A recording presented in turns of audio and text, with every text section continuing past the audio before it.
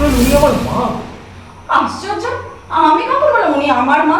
শোনো, মায়ের জন্য একটা বৃদ্ধাশ্রমের বন্দোবস্ত করা হয়েছে। যত তাড়াতাড়ি সম্ভব করো।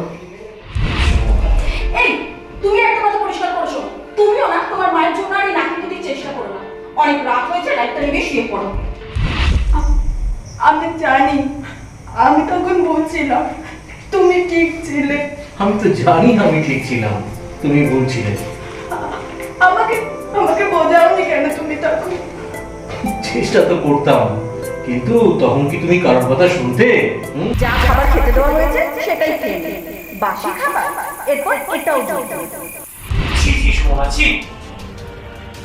তুমি মাকে ওই জঘন্য খাবারগুলো খেতে দিয়েছো?